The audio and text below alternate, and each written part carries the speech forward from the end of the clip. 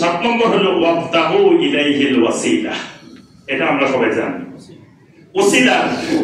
ওসিলার দোহাই একেবারে নূহ আলাইহিস সালামের যুগের থেকে শুরু করে এই পর্যন্ত যত শিরককারী ছিল জমিনে সবাই বলতো ভাইরে ওসিলা ছাড়া কিন্তু কিচ্ছু হয় না। আমি ব্রাহ্মণবাড়িয়া গেছি, আমার এক মুরব্বী উঠি কয় আপনি যে মাহফিলে আছেন আপনি তো একজন ওসিলা ধরে আছেন, আপনারা একজন দাওয়াত দিয়েছে মাহফিলে, কারো ওসিলা বাদে আপনি এখানে আসতে পারছেন? এই মাহফিলে যে ওয়াজ করতে আসছেন সেটা তো আপনারা একজন ওসিলা হয়ে আসছেন, আর আপনি আল্লাহর কাছে চলে যাবেন, আল্লাহরে পাই যাবেন, ওসিলা বাদে পাই যাবেন, এটা কেমনে করলেন? মুরব্বী খেপা আমার উপরে।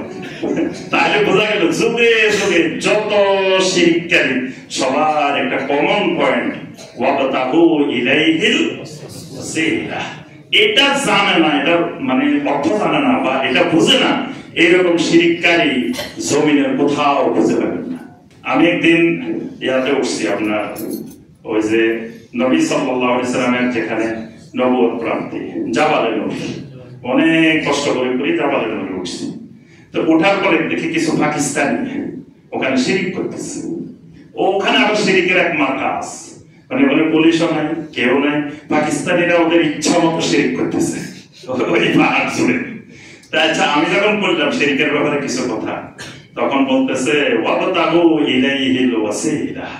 আমি কইছে এই শিরিক পাকিস্তানেও ওয়াবতাগু ইলাইহিল ওয়াসিলা, ইন্ডিয়াও ওয়াবতাগু ইলাইহিল ওয়াসিলা, বাংলাদেশেও ওয়াবতাগু ইলাইহিল ওয়াসিলা। যেখানে যাবেন পৃথিবীর শিরককারীদের একটাই দলিল ওয়াবতাগু ইলাইহিল ওয়াসিলা। এই পয়েন্টে তারা একমত।